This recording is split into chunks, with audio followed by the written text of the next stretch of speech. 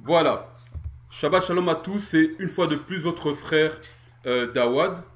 Et avant d'aller plus loin et de présenter nos différents invités qui sont ici physiquement, mais aussi virtuellement avec nous par téléphone, je remets d'abord gloire et louange à Yah, notre Père, le Tout-Puissant.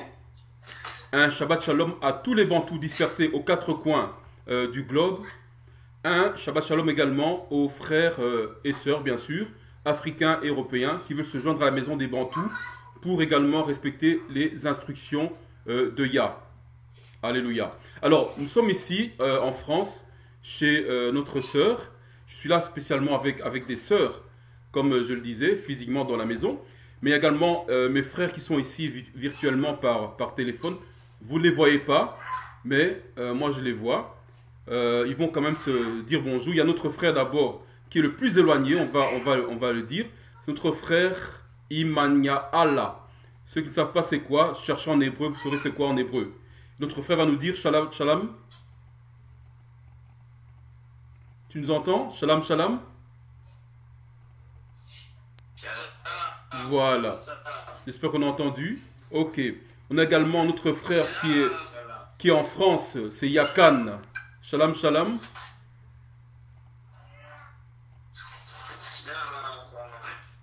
Tu m'entends, Yakan? Shalom, Shalom.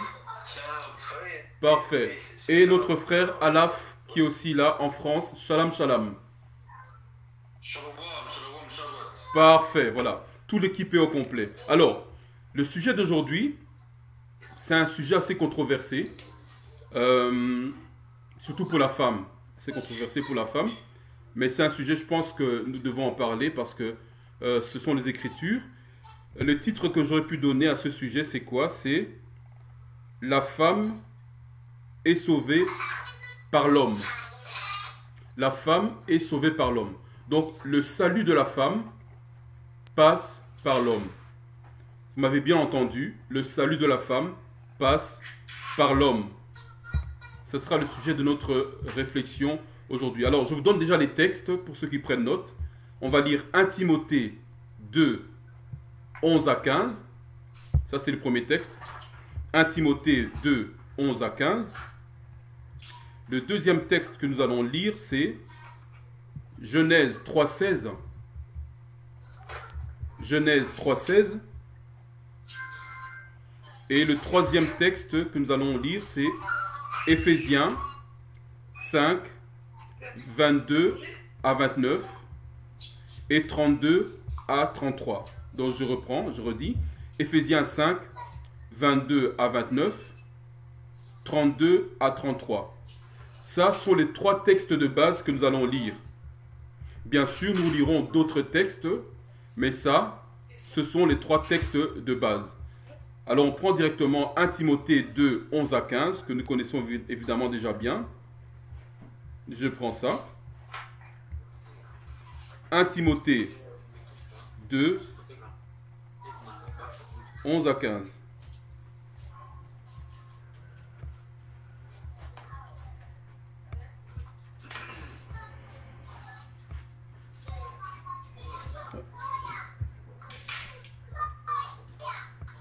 Vous avez trouvé?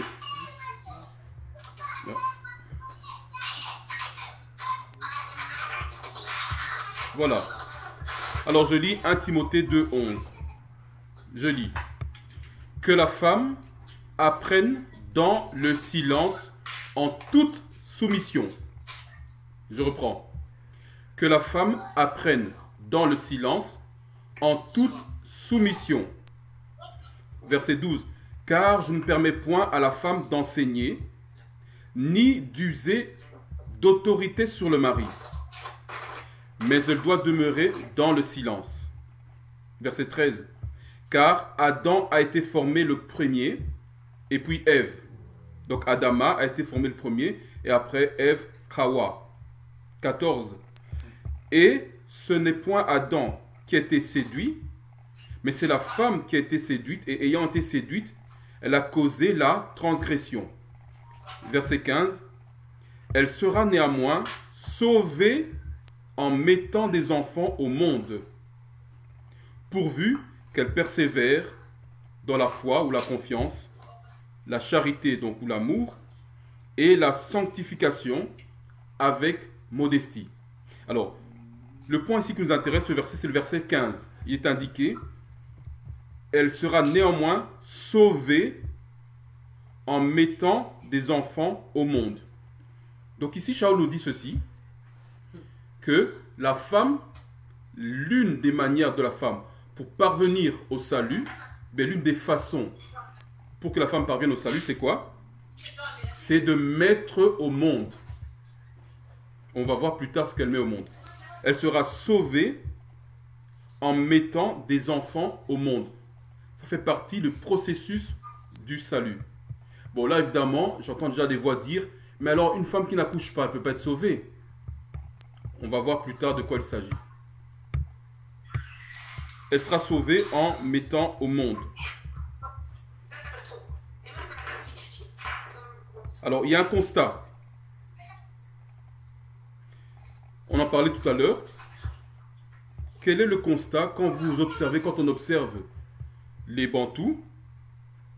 Qu'est-ce qu'on remarque? Et c'est partout dans le monde. Que ce soit en Afrique, en Asie, en Amérique, en Océanie, en Europe, peu importe le continent. Quand on observe la structure familiale des Bantous, qu'est-ce qu'on remarque? Mes sœurs, qu'est-ce que vous remarquez? Quand on observe la structure familiale des Bantous. Il y a plus de femmes que d'hommes. Oui, il y a plus de femmes que d'hommes, mais spécialement dans la façon dont les familles sont organisées. Qu'est-ce qu'on remarque?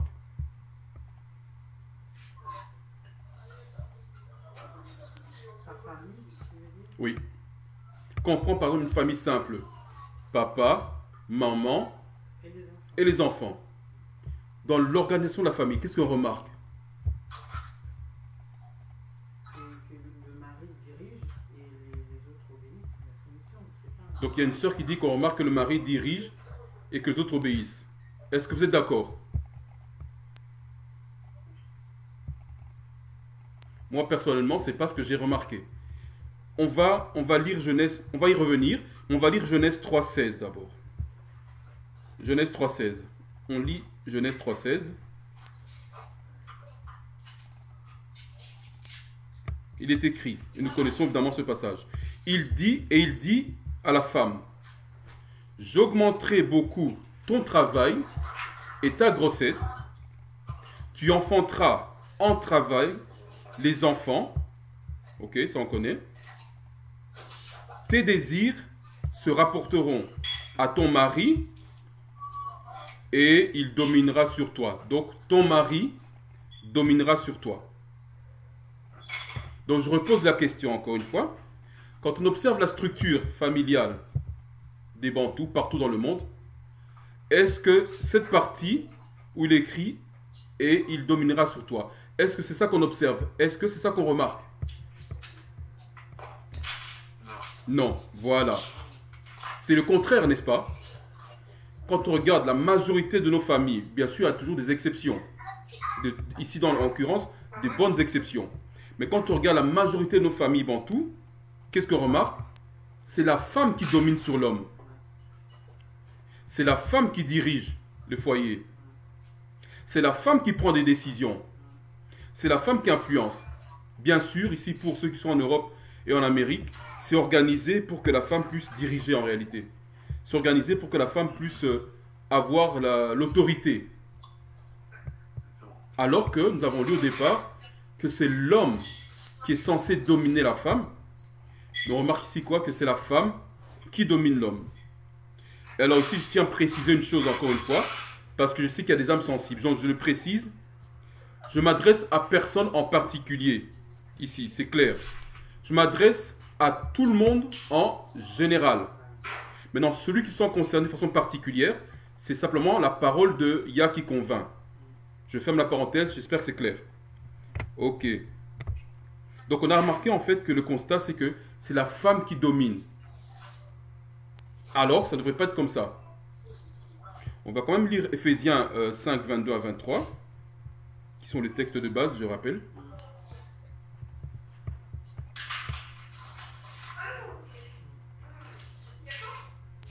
Ephésiens 5, 22 Je lis, nous connaissons bien évidemment ce passage. Hein. Femmes, soyez soumises à vos maris comme au maître. Non, quelqu'un n'a pas bien entendu. Donc je vais relire ça. Quelqu'un n'a pas bien entendu. Je relis. Verset 22, Éphésiens 5, 22. Femmes, soyez soumises à vos maris.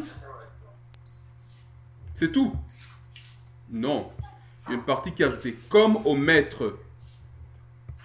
Donc une femme qui est soumise à son mari, c'est comme si elle était soumise au maître. Donc une bonne preuve que la femme est soumise au maître, regardez comment elle se comporte par rapport à son mari. C'est aussi simple que ça. On ne peut pas se tromper. Je continue. Verset 23. Car le mari est le chef de la femme, comme le Messie est le chef de l'Église. Et il est aussi le sauveur de son corps, qui est l'Église. Donc ici, on voit déjà une chose. On compare l'homme au Messie, on compare l'Église à la femme. N'est-ce pas? Or, le titre de notre réflexion, c'est quoi? C'est que c'est l'homme qui sauve la femme.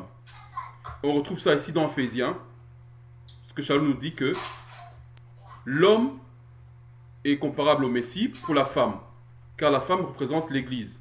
Gardons bien ça en tête. Nous allons y venir, mais gardons ça en tête. Au verset 24. Comme donc l'Église est soumise au Messie, que les femmes soient de même à leur mari en toutes choses. En une chose? Non, en toutes choses. 25. Et vous, maris, aimez vos femmes, comme le Messie a aimé l'Église, et s'est donné lui-même pour elle. 26. Afin qu'il la sanctifiât, après l'avoir nettoyée dans le baptême d'eau et par sa parole. 27. Afin qu'il se la rendit une église glorieuse, n'ayant ni tache, ni ride, ni autre chose de semblable, mais afin qu'elle fût sainte et irrépréhensible. Verset 28. Les maris doivent donc aimer leurs femmes comme leur propre corps. Celui qui aime sa femme s'aime soi-même. Car personne n'a jamais eu haine de sa propre chair, mais il la nourrit et l'entretient comme le maître entretient l'Église. Donc vous voyez ici, toujours comme le maître l'Église. Il y a toujours une comparaison. Maître homme, Église femme. C'est comme ça. Alors, verset 32. Le mystère est grand. Or, je parle de Christ et de l'Église. Puis au 33, il nous dit que chacun de vous donc aime sa femme comme soi-même et que la femme révère son mari. Je reprends ça, quelqu'un n'a pas bien entendu. Que la femme révère son mari. Révère, on parle d'une révérence. Une révérence, c'est quoi? C'est, je prends physiquement une révérence, quand il y a une royauté, qu'on vous dit, rendez la révérence au roi, chacun s'incline devant le roi. C'est ça une révérence. Donc la femme est censée s'incliner devant son mari. C'est ça qu'on nous dit ici. De révérer son mari. Donc nous disions que le constat c'est que la femme domine sur l'homme. Ce qu'on remarque partout dans les familles bantoues. Alors, ça devrait être le contraire. Ésaïe nous dit comment nous sommes arrivés là. Donc, on peut prendre Ésaïe, le chapitre 3, et le verset 12, qui nous dit comment on en est arrivé là. Au fait que la femme parvienne à dominer son mari. Ou l'homme, ou la femme parvienne à dominer l'homme. Ésaïe 3.2. 3.12. Oui, 3.12. Ésaïe 3.12.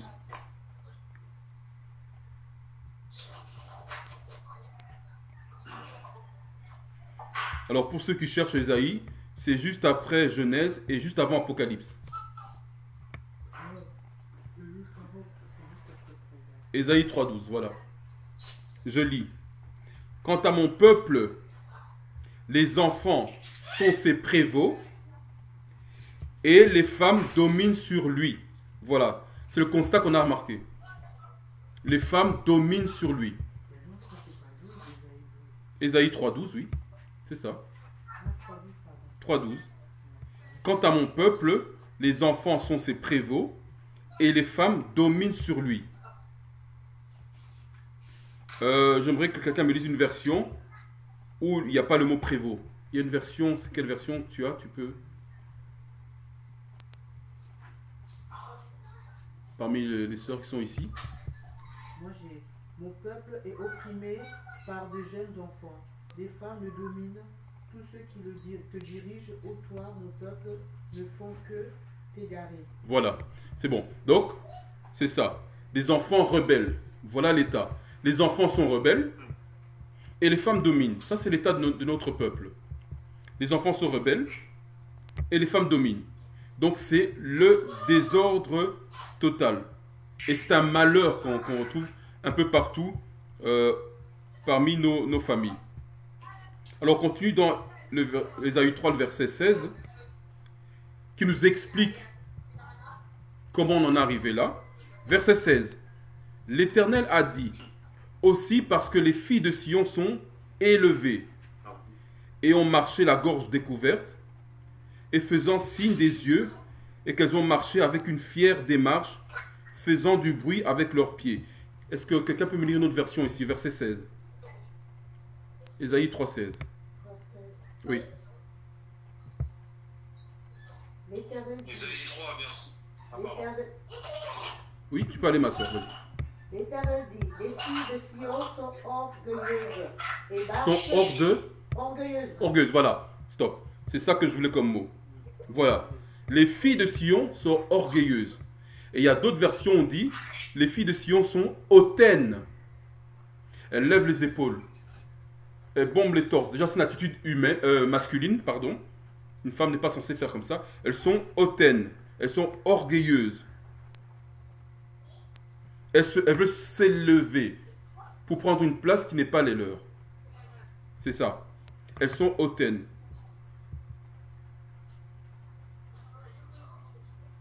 Orgueilleuses. Voilà comment on en est arrivé là. À cause de l'orgueil de nos femmes, à cause de l'orgueil de nos sœurs,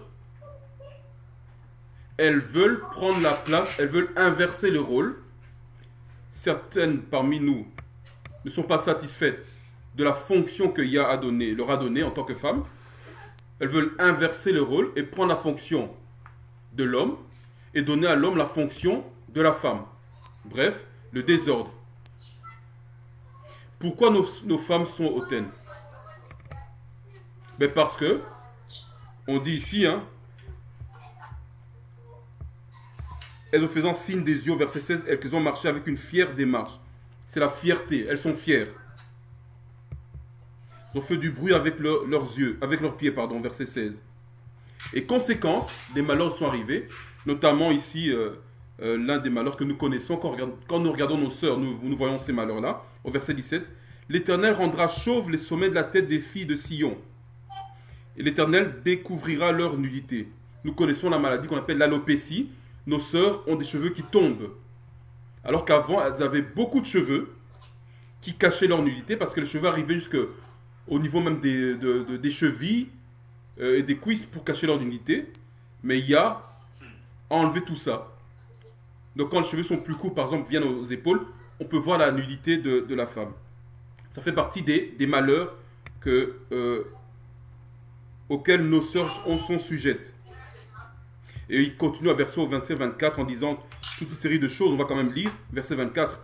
Il arrivera qu'au lieu de senteur aromatique, il y aura de la puanteur. Au lieu d'être saintes, elles seront découvertes.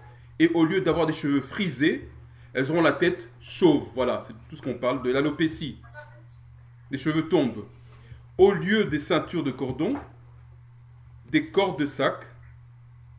Au lieu d'un beau teint, elles auront un teint tout hâlé. On parle même de certaines sœurs parmi nous qui mettent la crème pour devenir plus claires. Tout ça fait partie des malheurs qu'il y a à donner. Pourquoi? À cause de l'orgueil, à cause de la fierté de nos sœurs. N'oublions pas qu'on a lu dans Genèse que, et là Paul dit dans Éphésiens également, que la femme a été créée pour l'homme et non le contraire. Et c'est la femme qui a entraîné l'homme dans la désobéissance. Et donc, nous sommes toujours dans le constat, c'est le constat que nous avons au sein de nos familles. On va lire Deutéronome 28, 1, 2 et 15. Et nous savons pourtant, nous connaissons les Écritures. Nos sœurs connaissent les Écritures. Certaines de nos sœurs, elles connaissent les Écritures, mais elles résistent encore. Mais voici ce que Yah dit. Deutéronome 28, 1 à 2 et 15.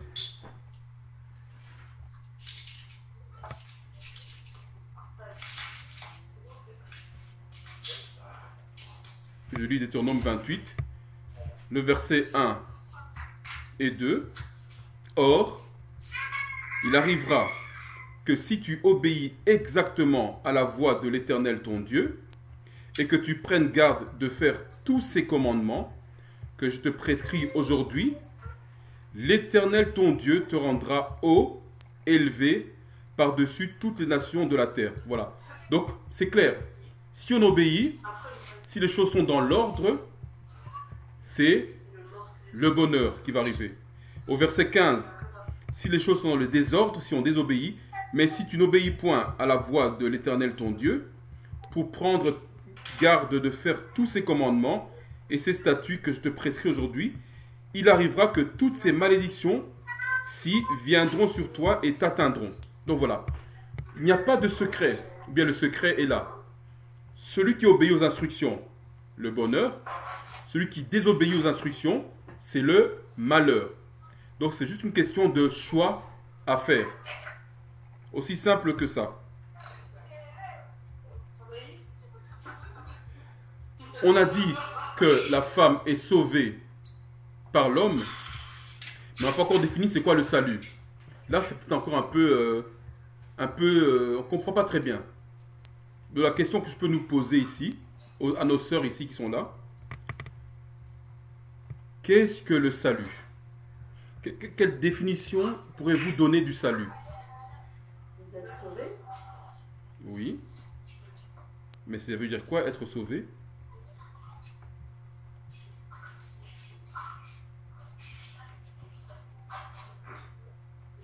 Votre question, n'est-ce Ne pas? pas se perdre. Ne pas être perdu. Perdu de quoi? Par rapport à Pour Yah. pour Yah. Donc notre sœur dit, le salut c'est être sauvé, ne pas être perdu pour Yah. Sœur, tu peux préciser, ça veut dire quoi être pas perdu pour Yah?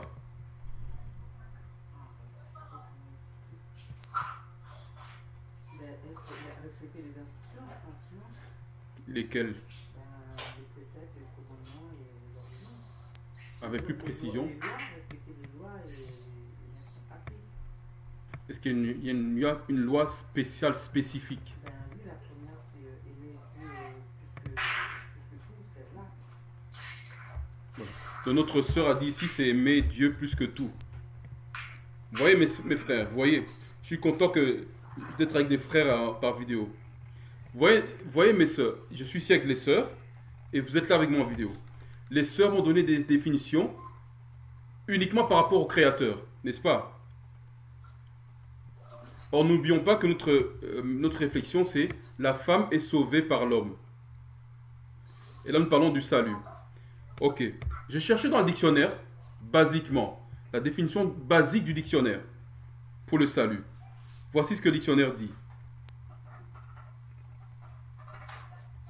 Pour le salut. Alors, définition basique du dictionnaire. Voilà. Le salut, le dictionnaire, c'est un nom masculin. Ok. C'est le fait de recouvrer, ou bien de retrouver un état heureux ou bien un état prospère. Très simple du dictionnaire. Retrouver ou bien recouvrer un état heureux, un état prospère. Donc ça veut dire quoi? Ça veut dire qu'on a changé d'état, on est d'accord avec ça. Si on a récupéré notre état qu'on avait avant, ça veut dire qu'entre-temps on a changé d'état. C'est ce que ça veut dire. Nous avons lu dans Genèse quel était l'état initial de la femme? On va essayer de faire un parallèle avec l'Église. On va d'abord commencer par l'Église. Donc, on va lire d'abord, on va lire Matthieu, acte 1.6, pardon. Acte 1.6. Comme ça, ce sera un peu plus clair. Vous allez voir où je vais en venir. Acte 1.6, on va lire.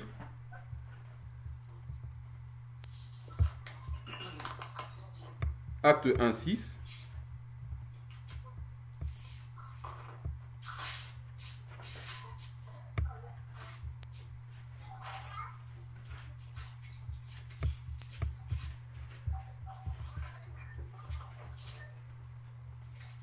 Alors, je lis Acte 1.6.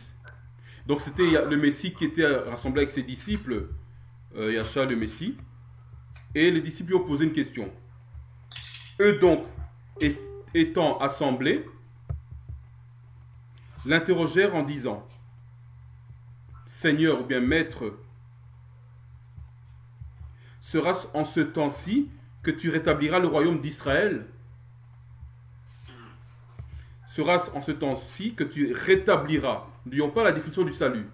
Retrouver son état d'initial. Donc, sera-ce en ce temps-ci que tu rétabliras le royaume d'Israël? Donc, on voit ici que le royaume, ou bien le salut, c'est uniquement pour Israël, pour les Israélites, ou les Bantous, les Bani Hacharal. Donc, comme on a l'habitude de le dire, le salut n'est pas pour tout le monde, ce n'est pas pour les étrangers européens, ni les Africains. On va essayer de voir quelle est la différence entre le salut et être dans le royaume. Ce sont deux choses différentes. Mais le salut, c'est uniquement pour Israël, des Bantous, les Bani Hacharal, donc les Israélites que nous sommes. Preuve en est, on continue avec Matthieu 1, 21.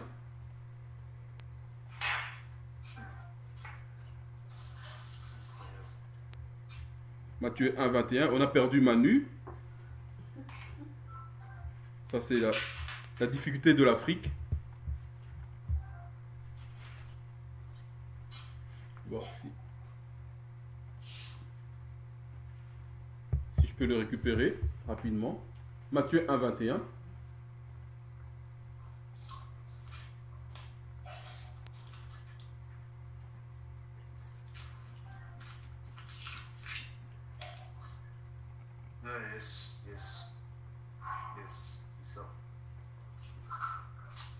Voilà, je vois si je peux le récupérer. Voilà, je rappelle. Matthieu 1, 21, je vais relire. Et elle enfantera un fils, on parle bien sûr de Myriam, ou bien Mariam, la mère du Messie. Et elle enfantera un fils, et tu l'appelleras son nom de Yahshua. Il écrit ceci, c'est intéressant ici, car il sauvera son peuple de leurs péchés. Donc ça veut dire qu'il va rendre à son peuple la place qu'ils avaient avant. Il va rétablir son peuple à la place qui devrait être. C'est cela le salut. Or comme les lois, on ne va pas le lire, mais on connaît le passage, psaume 147, 19, 20. Or comme les lois ont été données aux Bantous, aux Hébreux, donc le salut pour le Bantou, pour les Hébreux, c'est quoi? C'est le rendre la place qui était la place de régner. Cependant, dans le royaume, il faut avoir des Africains, des Européens, mais eux ne vont pas régner, mais ils sont présents dans le royaume. Et donc maintenant, on revient par rapport à la femme. Nous parlions par rapport à la femme. Le salut pour la femme, c'est quoi? Nous avons vu la définition, c'est de retrouver son état initial, son état d'avant. Or, nous avons vu que quel était l'état d'enfant de la femme? L'état d'avant de la femme.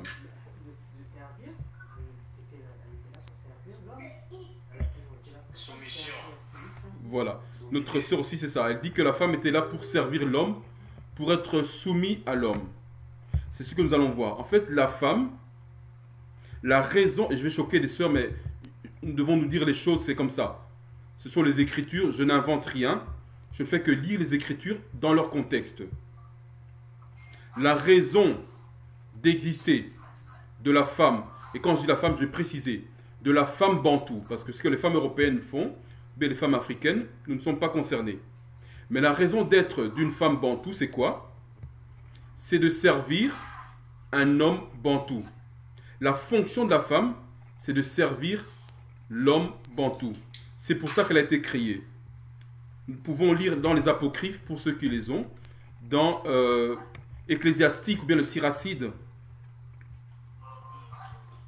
le chapitre 36, pardon, le verset 26 ou le verset 24, ça dépend des versions, mais en français c'est 26. En anglais, je pense, c'est le 24. Donc, Ecclésiastique ou bien Siracide,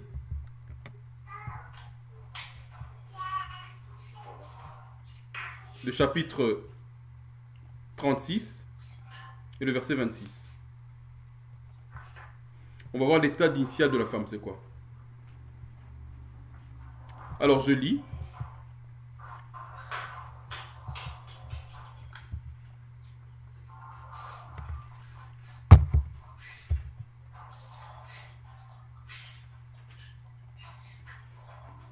Je lis donc le chapitre 36, le verset 26.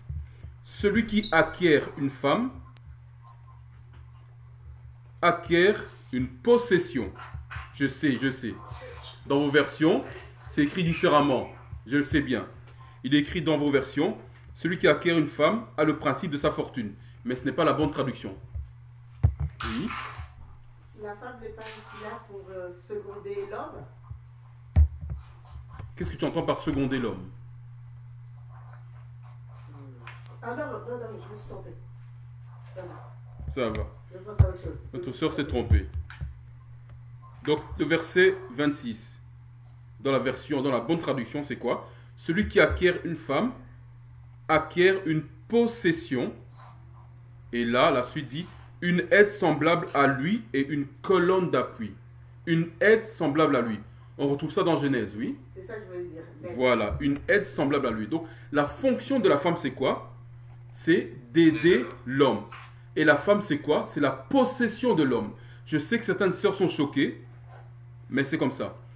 Dans une famille, dans une structure familiale, l'homme possède la femme. Là où les femmes, ça dépend s'il est polygène. L'homme possède la femme, l'homme possède les enfants, l'homme possède tout ce qu'il y a dans le ménage. C'est comme ça. C'est la réalité des Écritures. Et nous savons que l'homme prend soin de ses possessions. Donc, il prend soin de la femme, des enfants et de tout ce qu'il y a. Donc, la femme, c'est la possession de l'homme. Ça, c'est l'état original de la femme, originel de la femme. C'est être la possession de l'homme. Être une aide semblable à l'homme. Eh bien, si vous ne croyez pas, il y a d'autres préceptes. On va lire 1 Corinthiens 11, 7 à 9. 1 Corinthiens 11, 7 à 9. Qui le prouve?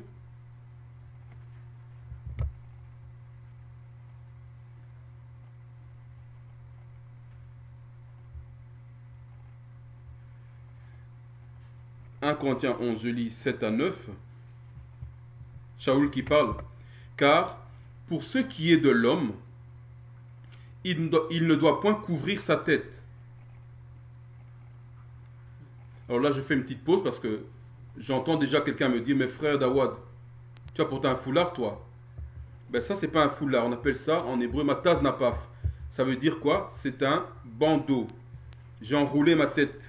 Taz napaf, ça veut dire enroulé. Donc, regardez bien. Hop, je ne suis pas couvert là. Je n'ai rien. Et donc, je peux continuer librement de parler avec assurance.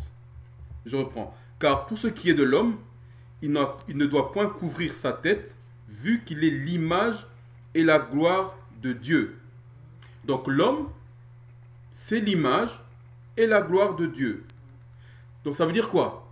Que la femme, c'est pas l'image de Dieu alors. Vous êtes d'accord avec moi ou bien j'ai mal lu? J'ai bien lu. Ok, je recommence. La sœur a dit que je dois recommencer, donc je vais recommencer. Car pour ce qui est de l'homme, il ne doit point couvrir sa tête, vu qu'il est l'image et la gloire de Dieu. Ça veut dire quoi? Si l'homme est l'image et la gloire de Dieu, c'est vrai que la femme ne l'est pas, puisque c'est en position.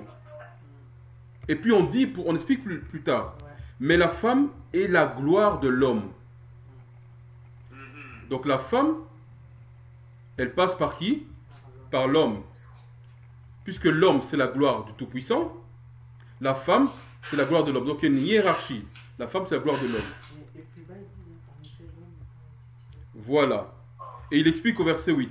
Parce que l'homme n'a point été tiré de la femme, mais la femme a été tirée de l'homme. Voilà pourquoi la femme, c'est l'image et la gloire de l'homme. La femme a été tirée de l'homme. Et connaissons le passage original que nous lirons même dans Genèse. L'homme a été formé. Il a insufflé, quand je parle de l'homme, je parle de Adama, bien sûr. Formé, et il y a insufflé dans ses narines le ruach, son esprit. Et à partir de là, il a façonné la femme. Donc la femme sort de l'homme. Et donc au verset 9, il dit, et aussi, l'homme n'a pas été créé pour la femme, mais c'est la femme qui a été créée pour l'homme. Alors mes frères, vous qui croyez que vous vivez pour vos femmes, c'est une abomination.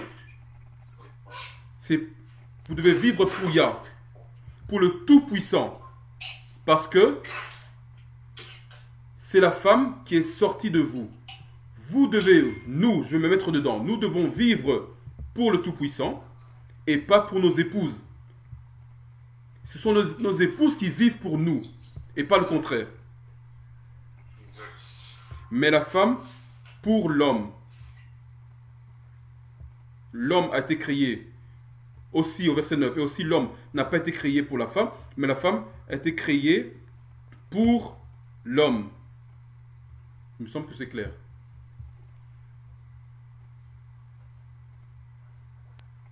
La femme est quoi?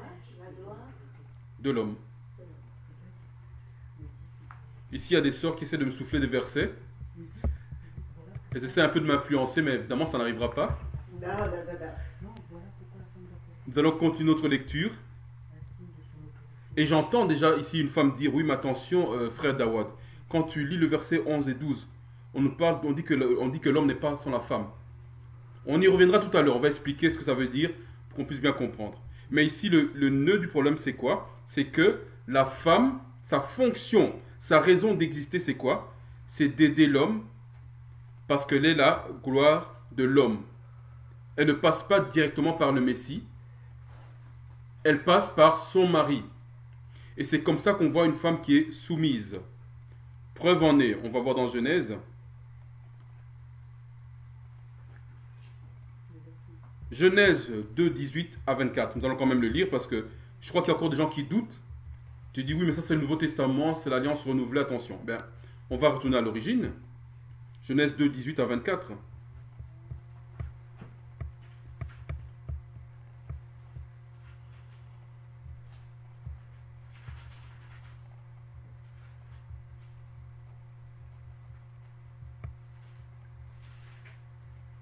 Donc on comprend pourquoi Yah n'aime pas, il dit que les efféminés ne hériteront point du royaume, parce que un homme efféminé, il veut faire comme s'il était une femme, donc il dit par là que je ne suis pas à l'image de Yah. Je vais prendre, hop, l'image de l'image. C'est renier Yah. Au verset 18, il écrit dans Genèse 2, « Or l'Éternel Dieu avait dit, il n'est pas bon que l'homme soit seul, je lui ferai une aide semblable à lui. » Voilà. Donc la fonction de la femme, c'est quoi? C'est d'aider l'homme. De faire comme l'homme, semblable à lui. D'aider l'homme, de faire comme l'homme. Au verset 19. Car l'Éternel Dieu avait formé de la terre toutes les bêtes des champs et tous les oiseaux des cieux. Puis, il les avait fait venir devant Adam, donc Adama, afin qu'il vît comment il les nommerait, afin que le nom d'Adama donnerait à tout animal fût son nom. Donc Adama a dû nommer les animaux. Au verset 20. Adama donna les noms à tout le bétail et aux oiseaux des cieux, à toutes les bêtes des champs, mais il ne se trouvait point d'aide pour Adama, qui fût semblable à lui. 21. Et l'Éternel Dieu, ou bien Yah Allah, fit tomber un profond sommeil sur Adama, et il s'endormit. Et puis il prit une de ses côtes et resserra la chair dans la place de cette côte. Et l'Éternel Dieu fit une femme de la côte qu'il avait prise d'Adama, et la fit venir vers Adama. Donc voilà, il a fait la femme par rapport à la côte qu'il avait prise sur l'homme. C'est l'image de l'homme. Verset 23. Alors Adam a dit, ah, cette fois-ci, os de mes os et chair de ma chair, on la nommera, dans vos versions, il écrit femme, n'est-ce pas? Dans ma version ici, version Martin, il écrit, on la nommera Homès. On la nommera Homès parce qu'elle était prise de l'homme. Donc Homès, dans Homès, il y a homme. C'est une forme d'homme. C'est ça Homès. Verset 24. C'est pourquoi l'homme laissera son père et sa femme et se joindra à sa femme et ils seront une seule chair. Donc on voit effectivement que la femme était tirée de l'homme et la fonction de l'homme, de la femme, pardon, c'est d'aider l'homme, d'être soumis à l'homme en toutes choses, comme nous le verrons, et non le contraire. Tout comme nous sommes soumis au Mashiach, la femme devait être soumise par l'homme à l'homme parce que son salut passe par l'homme. Alors, qu'est-ce qu'on remarque? La femme a péché contre l'homme. Et donc, comme elle a péché contre l'homme, il faut qu'elle soit rachetée par l'homme. Voilà. Comme la femme a péché contre l'homme, il faut qu'elle soit rachetée par l'homme également. Mais là, j'entends certaines femmes qui disent, oui, mais attention, frère Dawad, moi j'aime Dieu, donc je vais vers Dieu, Dieu me connaît, tout cela. Il faut faire attention. Qu'est-ce que les Écritures disent? 1 Jean 5,3. 1 Jean 5,3 nous dit ceci.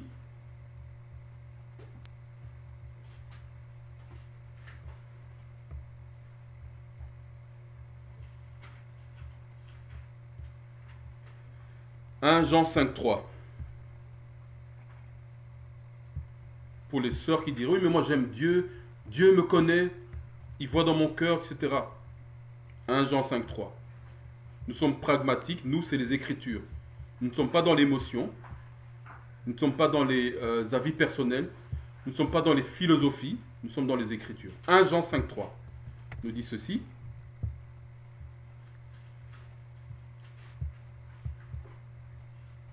1 Jean 5,3 » Je n'entends plus mes frères, ils sont là. Ok, ils m'entendent. Parfait. 1 Jean 5,3. Car c'est en ceci que consiste notre amour pour Dieu, bien pour le Tout-Puissant, que nous gardions ses commandements, et ces commandements ne sont point pénibles. Aux sœurs qui disent, oui, mais Dieu m'aime, attention, qu'est-ce que Yakan nous dit ici?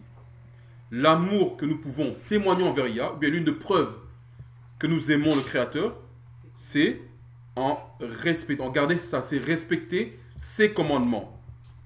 Et puis poursuit en disant, et c'est pas difficile de le faire,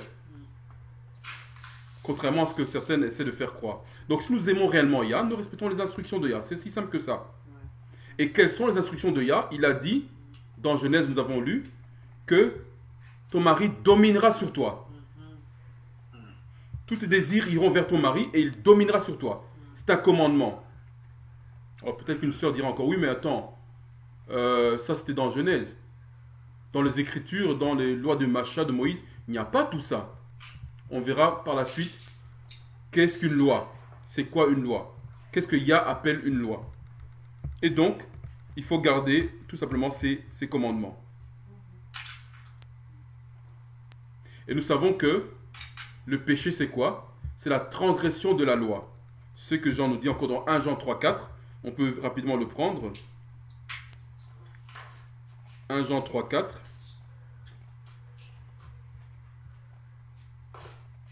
Parce que la sœur dira, oui, mais moi j'aime le Tout-Puissant, et tant que je ne pêche pas, j'ai pas de souci. Ah bon? Qu'est-ce que le péché?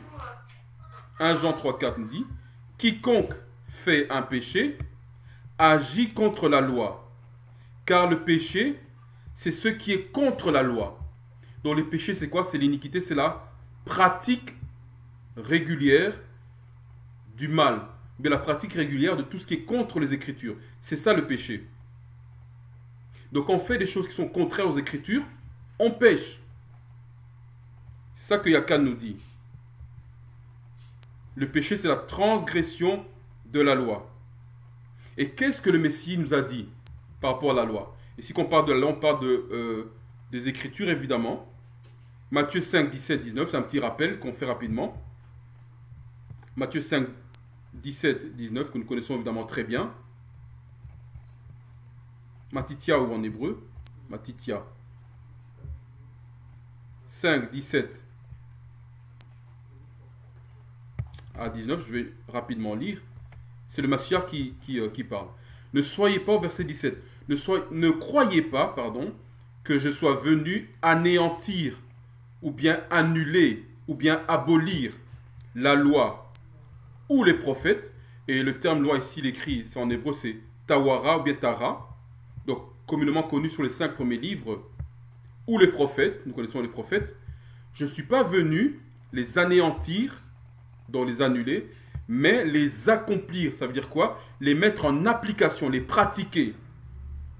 Comme si ce n'était pas suffisant, il dit au verset 18 encore, car je vous dis en vérité que jusqu'à ce que le ciel et la terre soient passés, un seul iota, qui est la plus petite lettre du grec, bien le yud en hébreu, un seul iota ou un seul trait de la lettre ne passera point, que toute chose soit faite. Verset 19. Celui donc qui aura violé l'un de ces petits commandements et qui aura enseigné ainsi les hommes sera tenu le plus petit au royaume des cieux. Mais celui qui les aura fait et enseigné sera tenu grand au royaume des cieux. On voit encore que la loi, elle reste valable.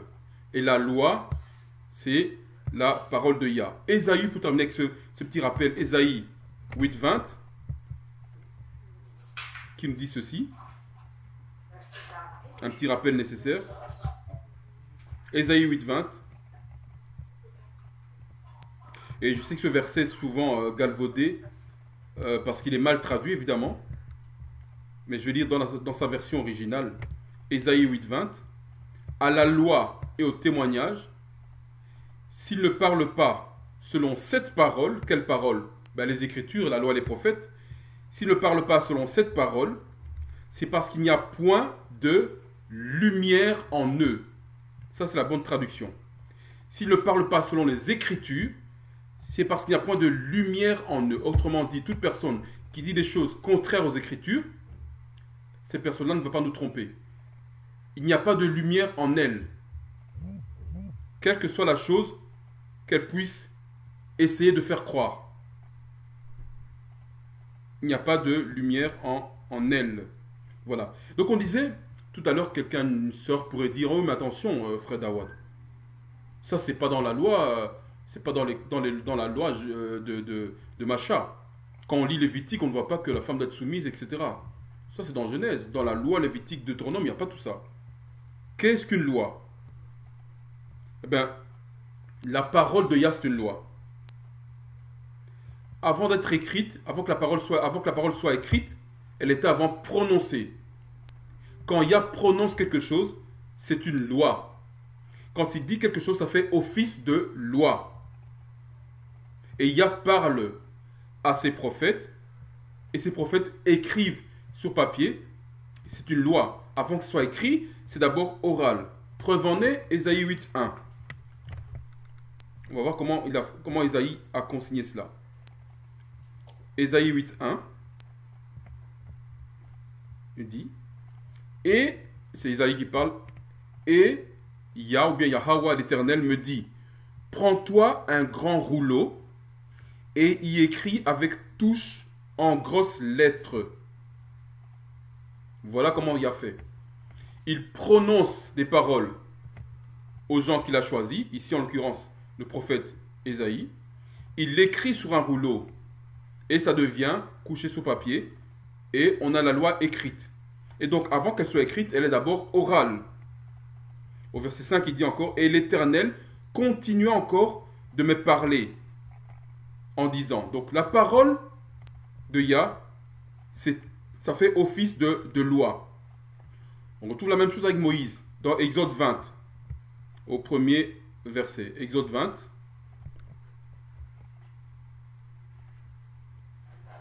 Au premier verset, je lis. Alors, le Tout-Puissant, ou bien Dieu, bien Allah, prononça toutes ces paroles. Alors, le Tout-Puissant prononça toutes ces paroles. Il a parlé. Il parle, ça fait office de loi. Et au verset 22, on retrouve la même chose, au verset 22. Et l'Éternel dit à Moïse, Macha, tu diras ainsi aux enfants d'Israël, vous avez vu que je vous ai parlé des cieux. Donc toute parole de Yah est une loi. Tout ce qu'il dit, c'est une loi. J'espère que c'est bien clair pour chacun d'entre nous. Voilà. Alors, nous avions dit, et là on va reprendre 1 Corinthiens 11, 11. On va lire le 1 Corinthiens 11, 11 à 12. Que la femme, elle accouche, et c'est ce que Shaoul a dit, elle sera sauvée. Ça fait partie du processus du salut pour elle, accoucher.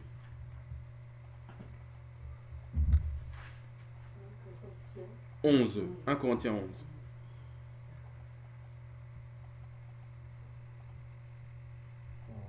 « 1 Corinthiens 11, 11 à 12.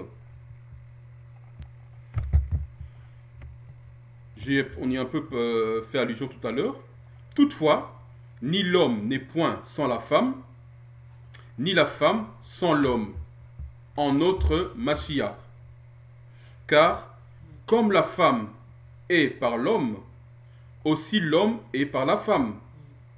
Mais toute chose procède du Tout-Puissant. Alors, ça peut vouloir dire quoi, ça, mes sœurs? Ça, je suis certain que vous aimez ce passage. Que l'homme est par la femme et la femme est par l'homme. Ça peut vouloir dire quoi? N'oubliez pas qu'en contexte, on parle ici du salut. Du salut de la femme qui passerait par l'homme. Ça peut vouloir dire quoi?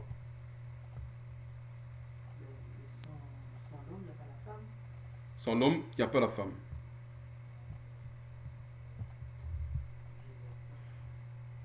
Et vice-versa. Donc sans l'homme, il n'y a pas la femme et vice-versa. Donc ça veut dire éventuellement une femme pourrait se passer d'un homme.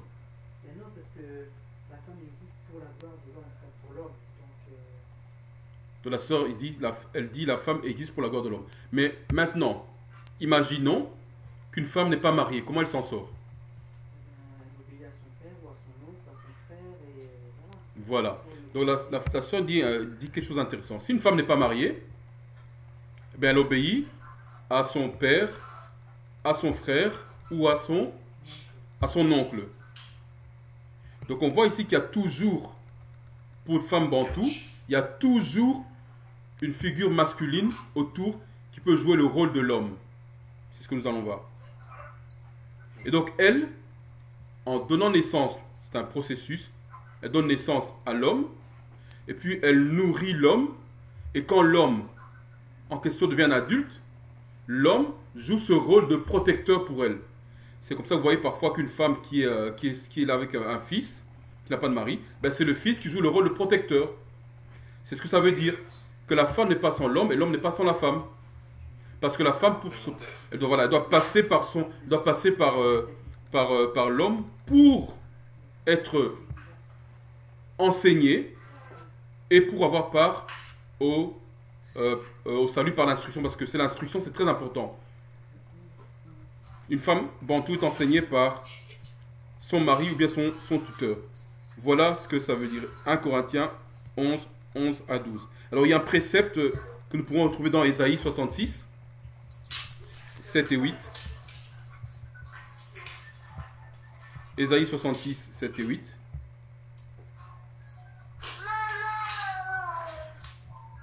Je reprends Ésaïe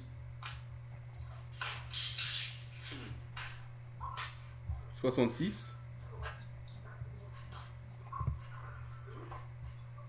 « 7 et 8. Alors, je lis. « Elle a enfanté avant de sentir le travail d'enfant.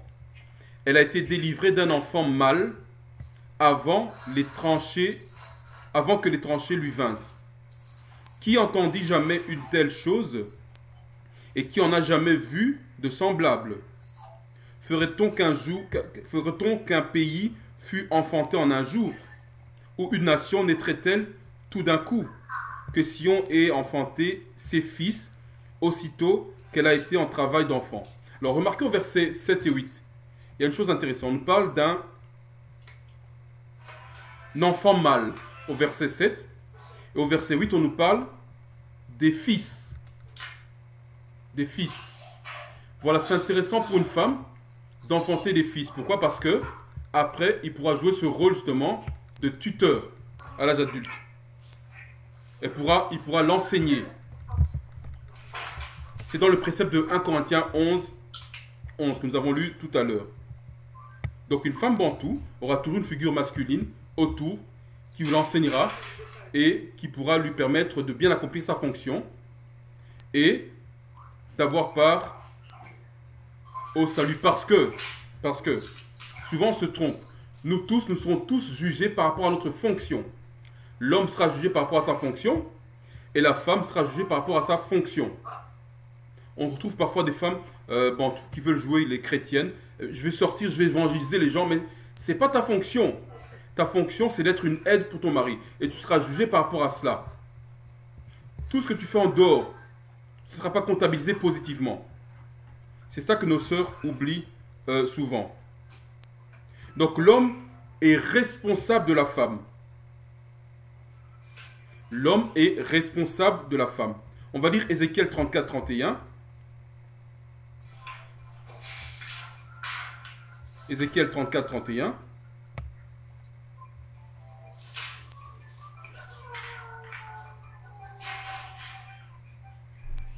Il est indiqué dans Ézéchiel 34, 31. Or vous êtes mes brebis.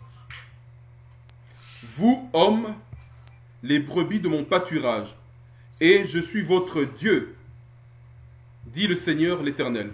Alors ici, le terme homme, c'est écrit homme en français.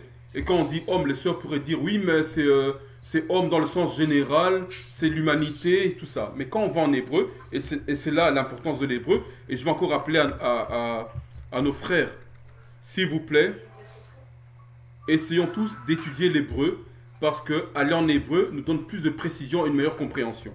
Voilà. Donc en hébreu ici, il est écrit très clairement Adama. Donc on devrait redire en disant vous êtes mes brebis, vous, Adama, les brebis de mon pâturage. Et je suis votre Dieu, dit le Seigneur l'Éternel. On n'a pas dit Ève ici, on ne dit pas Hawa. Donc on parle de Adama. Vous êtes mes brebis, vous hommes, les brebis de mon pâturage. Pour dire quoi? C'est toujours dans le même sens, toujours des préceptes que l'homme, c'est la gloire du Tout-Puissant. C'est l'homme qui mène la femme vers le salut. C'est ça le sujet de notre réflexion. Alors, l'importance de l'hébreu. Je n'ai pas voulu trop prendre des termes en hébreu, mais je ne pouvais pas y échapper. Quelques termes en hébreu. Nous avons vu qu'en français, le salut, c'était quoi? C'est recouvrer l'état initial, l'état d'avant. C'était ça, le salut. Maintenant, le mot hébreu pour salut, c'est Yawashau. Ça paraît un peu barbare ce mot. C'est, Yashawai. Voilà, c'est Yashawai, le mot hébreu pour salut. Yashawai. Je passe sur l'écriture. Alors, dans Yashawai, il y a Yasha. On dit que le maître, le sauveur, s'appelle Yashai Amasiach. Donc, l'envoyé, le sauveur. Et, bon, en hébreu, évidemment, on peut utiliser le strong pour commencer. Mais je conseille rapidement d'aller au-delà du strong parce que le strong, parfois, il est tendancieux. Il n'est pas assez précis. Mais vous savez qu'en hébreu, chaque lettre a sa propre signification. Et quand on prend l'ensemble des lettres qui composent un mot, on a une meilleure explication, une meilleure signification du mot. Donc ici, dans Yasha, qui veut dire salut sauveur, on a trois lettres principales. On a le Yud, le Shin et le Ain, qui forment le mot Yasha. Alors, Yasha ou bien Yud, la lettre première, Yud, ça veut dire travail et adoration. Yud veut dire travail et adoration. Le Shen, la deuxième lettre, qui est le SH, ça veut dire deux. Le Shen veut dire deux. On a finalement le Aïn, ça veut dire voir ou bien regarder. Donc Yud, c'est travail, adoration. Shen, ça veut dire deux. Et Aïn, ça veut dire voir ou regarder. Donc notre sœur a dit tout à l'heure que sauver, c'est avoir le salut. Et donc, on voit qu'il y a une optique du mari ou bien de l'homme dans le salut, et il y a l'optique de la femme ou bien de l'épouse dans le salut. La femme est sauvée par l'homme, ou bien l'épouse est sauvée par son mari, ou bien le salut de la femme ou de l'épouse passe par l'homme ou bien par son mari. Qu'est-ce qu'on veut dire par là avec la définition des différentes lettres en hébreu qu'on a données ici? Eh bien, le mari, il travaille et il voit. Le mari, il travaille et il voit. Et la femme, elle révère et elle regarde. La femme, elle révère et elle regarde. N'oublions pas que l'homme est comparé au Messie et que la femme est comparée à l'assemblée. Lorsqu'on lit 1 Corinthiens, comme on a lu tout à l'heure, Éphésiens 5 également. Donc, qu'est-ce qui se passe dans l'optique du fait que la femme soit sauvée par le mari? Eh bien, le mari, il travaille au salut de sa femme, il l'enseigne, il lui donne l'instruction, il prie pour elle, il la baptise. Ça, c'est le rôle du mari, comme le Messie a fait pour nous. Le rôle de la femme en retour, maintenant, qu'est-ce qu'elle fait? Par rapport à ce que le mari fait, la femme, qu'est-ce qu'elle fait? Elle révère son mari. Parce que nous avons lu ça dans Genèse et dans 1 Corinthiens. Elle révère son mari. Elle rend la révérence à son mari. Et elle regarde, donc elle apprécie le travail de son mari. C'est ça la dynamique du salut entre l'homme et la femme. C'est pour ça qu'on disait que Shin, ça veut dire deux, parce qu'il y a il y a une dualité ici, homme, femme, ou bien mari, épouse. Est-ce que c'est clair? D'accord. J'aime quand c'est clair. Donc la femme révère son mari, ou bien la femme révère son tuteur, révère la personne qui l'enseigne. Le mari, ou bien l'homme, il travaille en enseignant la femme. Alors, peut-être qu'il y a des hésitations. Peut-être qu'il y a encore quelqu'un qui dit oui, mais écoute, frère Dawad, je ne suis pas très convaincu parce que tu dis, c'est pas trop clair. Eh bien, on va terminer par avoir une application pratique de tout ce qu'on a dit ici. Nombre 30. Nombre 30. On va voir qu'il y a on va lire tout le chapitre. Il y a environ 20 versets qui va nous expliquer clairement la dynamique du salut entre l'homme et la femme. Ou bien entre la femme et l'homme, comme vous le voulez. Nombre 30.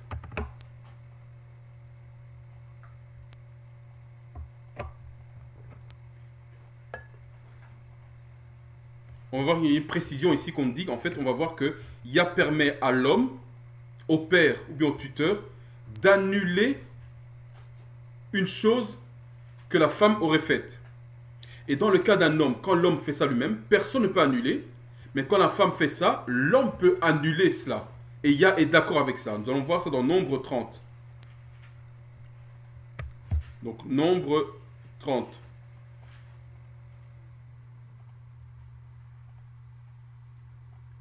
Je lis à partir du premier verset. J'espère que tout le monde a trouvé Nombre 30. Oui. Alors, et Macha ou bien Moïse parla aux enfants d'Israël, au Ban Yashara là, selon toutes les choses que Yah, ou bien l'Éternel, lui avait commandées. Verset 2. Moïse parla aussi aux chefs des tribus, des enfants d'Israël, Yashara là, en disant, C'est ici ce que l'Éternel, bien Yah, a commandé. C'est un commandement donc. Au verset 3. Quand un homme aura fait un vœu à Yah, l'Éternel, ou qu'il se sera engagé par serment, s'obligeant expressement sur son âme, il ne violera point sa parole, mais il fera selon toutes les choses qui seront sorties de sa bouche. Donc ici, qu'est-ce qu'on nous dit? Quand l'homme aura fait un vœu ou bien un serment au Tout-Puissant, il devra obligatoirement accomplir tout ce qu'il a dit, tout ce qu'il a promis, par vœu, par serment ou par promesse. Au verset 4. Mais quand une femme aura fait un vœu à Yah, à l'Éternel, et qu'elle se sera obligée expressement en sa jeunesse, étant encore dans la maison de son père. Donc on voit ici, c'est une femme qui est sous autorité. Elle est dans la maison de son père, et étant dans la maison de son père, elle fait un vœu, une promesse, au verset 5, et que son père aura entendu son vœu et son obligation par laquelle elle se sera obligée sur son âme, et que son père ne lui aura rien dit, tous ses vœux seront valables et toute obligation par laquelle elle sera obligée sur son âme sera valable. Donc ça veut dire quoi? Dans la maison de son père, si elle fait un vœu, elle devra accomplir son vœu si son père n'a rien dit. Maintenant, si son père dit quelque chose, qu'est-ce qui se passe? Au verset 6, on lit: mais si son père la désavoue aujourd'hui, au jour qu'il aura entendu, aucun de tous ses vœux et aucune de toutes les obligations par lesquelles elle sera obligée sur son âme ne sera valable, et l'Éternel lui pardonnera parce que son père l'a désavoué. Donc voyez quoi? Elle a fait un vœu dans la maison de son père. Son père a entendu cela. Son père dit: non, ce vœu-là, tu as fait un vœu à l'Éternel, normalement, mais je renonce à cela. Je dis que tu n'auras pas à faire cela. Et il t'indiquait quoi? À cause de ça, à cause de l'acte de son père, l'Éternel lui pardonnera parce que son père l'a dévoué. Donc, autrement dit, son père l'a sauvé de son vœu. C'est ce qu'on nous indique ici. Non, c'est valable ici pour un enfant, mais en vrai, c'est aussi valable pour une femme et homme. Son père l'a sauvé. Elle a obtenu le salut grâce à son père. Au verset 7, maintenant on parle de homme, femme, mari, épouse. Que si, ayant un mari, elle s'est engagée pour quelque vœu ou par quelque chose qu'elle ait proféré légèrement de sa bouche, par laquelle elle se soit obligée sur son âme, au verset 8, si son mari l'a entendu, et que le jour même qu'il l'a entendu, il ne lui ait rien dit, ses vœux seront valables. Et les obligations par lesquelles elle se sera obligée sur son âme seront valables. Donc si le mari ne dit rien, c'est valable. Verset 9. Mais au jour que son mari l'aura entendu, il la désavoue. Il l'a désavoué et il aura cassé le vœu par lequel elle s'était engagée et ce qu'elle avait légèrement proféré de sa bouche, en quoi elle s'était obligée sur son âme, l'Éternel lui pardonnera. Donc si le mari casse, Yah pardonne la femme. Autrement dit, si le mari ne casse pas, Yah ne pardonne pas la femme, elle n'est pas sauvée par rapport à ce vœu-là. Verset 10. Mais le vœu de la veuve ou de la répudiée et tout ce à quoi elle se sera obligée sur son âme sera valable contre elle, que si, étant encore en la maison de son mari, elle a fait un vœu ou si elle est obligée expressement sur son âme par serment. Pourquoi? Parce que la veuve, au-delà de 60 ans, une vraie veuve, elle n'est plus censée avoir d'autorité. Et la femme répudiée, bien sûr, n'a pas d'autorité puisqu'elle a été chassée par son mari. Verset 12. Et que son mari l'ayant entendu ne lui ait rien dit et ne l'ait point désavoué, tous ses vœux seront valables. Et toute obligation dont elle se sera obligée sur son âme sera, ou bien restera, valable si elle est dans la maison de son mari, évidemment. Verset 13. Mais si son mari les a expressément cassés, au jour qu'il les a entendus, rien qui soit sorti de sa bouche, soit de ses vœux, soit obligation faite sur son âme, ne sera valable, parce que son mari les a cassés, et l'Éternel lui pardonnera. Son mari ratifiera ou cassera tout vœu et toute obligation faite par serment pour affliger l'âme. Et ici, pendant que je lisais ça, ça me fait penser à une chose. Qu'est-ce que Shaoul dit du Messie? Il dit que le Messie est venu déchirer l'acte dont les ordonnances nous condamnaient en mourant sur le bois. Vous voyez, c'est toujours la même chose. Donc l'homme peut déchirer l'acte ou les ordonnances que la femme avait fait par vœu en cassant cela. La relation, l'analogie est la même. Ça ne change pas. Verset 16. Mais s'il les a expressément cassés, après qu'il les aura entendus, il portera l'iniquité de sa femme. Qu'est-ce qui est indiqué? Je vais relire. Mais s'il a expressément cassé après qu'il les aura entendus, il portera l'iniquité de sa femme. Et qu'est-ce que le Messie a fait? Il a porté l'iniquité de l'Église. L'analogie est la même. Le parallélisme est le même. Et il termine en disant, telles sont les ordonnances que l'Éternel donna à Macha ou à Moïse par rapport à l'homme et à sa femme, au père et à sa fille, étant encore dans la maison de son père en sa jeunesse. Donc on voit très bien qu'il y a une analogie, il y a une comparaison, il y a un parallélisme entre le fait que le Messie soit venu sauver l'Église et l'homme qui sauve la femme.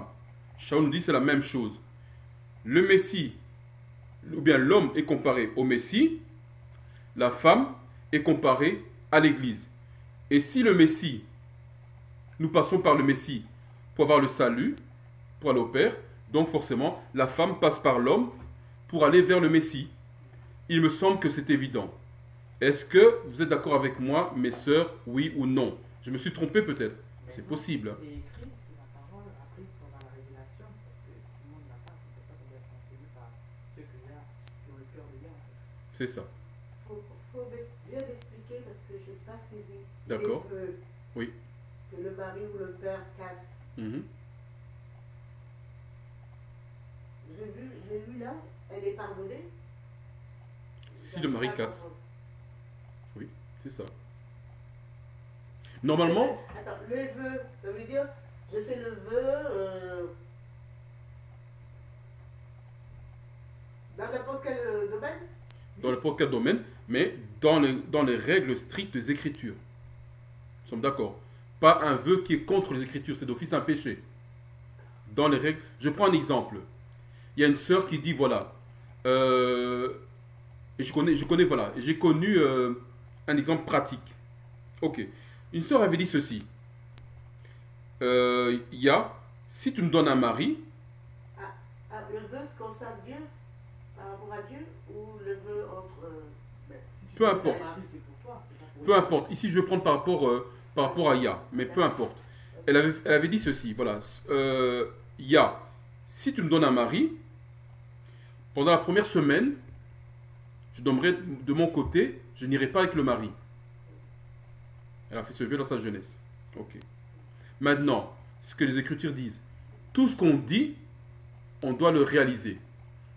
Que votre oui soit oui, votre non, non. Tout ce qui est entre les deux là, ça vient du malin, à Shatan. Ça n'a pas lieu d'être. Donc elle est censée réaliser cela. Il a entendu, elle doit réaliser. Maintenant, elle s'est mariée. Qu'est-ce que le mari peut faire? Dites-vous, c'est vrai? Elle a oublié la première semaine. Non, non, maintenant elle s'est mariée, elle dit son mari. Voilà, j'ai dit ça à Ya. Marie, qu'est-ce qu'il peut dire? Oui, c'est vrai, tu as dit ça à Ya. Mais je casse ce vœu-là. Je le rends nul non avenu. Oui. Et donc, à cause de ça, à cause de l'acte du mari, Ya, la sœur ne sera pas redevable envers Ya par rapport à son vœu-là. Donc lui pour le péché. Enfin, il prend. Comment dire ça? Parce que si le mari n'avait pas cassé, la sœur, si elle n'avait pas respecté cette semaine-là avec Ya, elle aurait péché contre Ya. Mais le mari a dit, voilà, oui, tu as dit ça, mais je casse ça. Et donc, il peut casser ça, et la sœur ce n'est pas un péché envers Ya. Parce que c'est son mari et il a cassé cela. Et qui prend le péché? Le mari. Ce qu'on a lu, si c'est le mari. Donc celui qui va être pasteur. Non, parce qu'il a l'autorité, ça. Il peut le faire. Ah, d'accord. C'est comme le Messie. Il est venu, on a péché. Il est venu mourir pour nous. Il a porté nos péchés. Et par lui, maintenant, en allant vers lui, on a accès au Père. Donc il a porté ces péchés. Donc le mari, il endosse le fait que la femme n'est pas respectée. Je prends un autre exemple. La femme va prendre un crédit, peu importe, comme ça. Voilà, je me suis engagé à payer telle somme. Je prends, voilà. Je me porte garant. Voilà, je me porte garant pour une tierce personne. Le mari peut dire non. Ma femme, elle a pris elle s'est portée garante, mais je casse ça. C'était pas avec mon autorisation. Je dis qu'elle n'est pas garante. J'annule cela. C'est comme ça. Donc l'homme peut casser des vœux, mais certains actes dans le cadre des vœux que la femme aurait fait. Elle a pris sa place, c'est ça. Mes frères qui sont en ligne, est-ce que vous êtes d'accord avec moi? Je suis peut-être trompé, c'est possible. Non, c'est clair. C'est clair. Donc, tout est clair, tout est dit. Ouais, donc nous sommes tous d'accord maintenant que la femme passe par l'homme. Et que cette philosophie chrétienne qui dit que la femme peut directement aller vers vers Ya sans tenir compte du mari, parce que c'est une servante, j'ai entendu ça, une servante de l'Éternel, et que son mari est un obstacle au service, elle peut aller directement chez Ya, elle peut servir Ya, elle peut tout faire pour Ya. Ce n'est pas la fonction de la femme bantou. Dans la femme bantou, nous sommes une nation bien organisée, chaque personne a sa fonction, l'homme il a sa fonction, et la femme a sa fonction qui est d'aider son mari à servir le Tout-Puissant, car c'est le mari qui sert le Tout-Puissant. Nous sommes tous d'accord. Nous sommes tous d'accord. Yes. Voilà. En tout cas, je remercie mes frères qui étaient avec moi en ligne. C'est la deuxième expérience et c'est certainement pas la dernière. Et en tout cas, en toute chose, nous devons comprendre que nous, nous faisons tous pour l'honneur de Ya. Ce n'est pas pour l'honneur des hommes, mais c'est pour l'honneur de Ya. Toute notre pratique, tout ce que nous faisons, c'est pour que le nom de Ya soit élevé uniquement. C'est pas pour autre chose. Oui, ma soeur? Une femme qui vit tout seule. Oui. Qui n'a ni frère. Enfin, elle est toute seule. Elle n'a pas de parents. Mhm. Elle a fait un vœu. Ben, quand elle a fait ce vœu-là, c'est ça. Elle oublie après. Alors, comment elle peut oublier? Les années passent, elle oublie. Mais Ya n'oublie pas. Donc, moi, si j'étais cette femme-là, Dans tous les vœux, il vaut mieux qu'on l'écrive. ah oui, les écrits pour accomplir. Et c'est pour ça que les Écritures nous disent que avant de faire un vœu, il faut bien réfléchir. Bon, évidemment, ça c'est dans le cadre du mariage. Proverbe nous dit, Proverbe 18, 22 ou bien 20, 25 qui dit, c'est un piège pour un homme de prendre à la légère un vœu sacré et réfléchir après avoir fait ce vœu-là. Donc avant de faire un vœu, il faut bien réfléchir. Il faut très très bien réfléchir avant de faire un vœu. Il vaut mieux ne pas faire un vœu que faire un vœu à la porte-pièce et puis après oublier. Mais Ya n'oublie pas. Un vœu, c'est un vœu. Ya n'oublie pas. Oui. Justement, la question elle est très intéressante parce qu'en fait, comme elle dit, si on a fait un vœu qu'on a oublié, on peut demander pardon à Ya pour le vœu qu'on a oublié. Il serait plus judicieux, stratégique, de demander à Ya de nous rappeler ce vœu-là. De nous rappeler ce vœu-là. Et si on est sincère, Ya va le faire. De nous rappeler ce vœu-là. Pour pouvoir l'accomplir, évidemment. Tous les vœux qui ont été faits. Voilà. Et dans le cas d'une femme seule, comme je dis, une femme bantou, j'avais fait une vidéo dessus, une femme bantou, ça n'existe pas une femme bantou indépendante. Ça n'existe pas. Donc il y a toujours un homme, une figure masculine, qui peut couvrir la sœur bantou. Si si elle vit seule, il peut avoir un frère, un oncle, peu importe, il y a toujours un homme pour le faire. C'est que dans la société où on vit, là, le monde, il y a des fractures familiales. Oui. Donc il y a des frères à droite à gauche, ou des sœurs à droite à gauche, et il y en a qui se retrouvent seuls. Donc, qui peut gérer ça? J'ai du mal à croire que dans une ville, qu'une femme vive seule, qu'il n'y a pas un seul homme dans cette ville-là. Non. Même s'il y a un homme, quel homme? C'est les célibataires? N'importe quel homme. Ah bon, tu veux parler avec n'importe quel homme? Non. Un homme où elle estime que c'est un homme qui respecte des instructions. Elle estime que cet homme-là, je peux te renseigner par lui. Il n'y en a pas beaucoup. Ah, mais il y en a. Il y en a. Il y en a toujours. Donc c'est à cette femme-là qu'elle pria pour qu'elle puisse la diriger vers un homme qui sera on va dire son répondant spirituel, qui pourra l'enseigner, parce que la femme doit être enseignée. Voilà, s'il n'y a pas d'autres questions, je pense que nous avons fait quand même 1h20. Je pense que nous allons nous arrêter. Les questions pourront suivre bien sûr soit en description dans la vidéo, ou bien par mail. Et je rappelle l'adresse dawad-yahoo, D-A-U-A-D Y-A-H-U @gmail.com. Voilà. En tout honneur, en tout cas, en toute chose, que l'honneur et la louange soient rendus à Allah, notre puissance. Et nous disons à tous les éléments tout dispersés aux quatre coins de la terre et les étrangers africains et européens, Shalawam.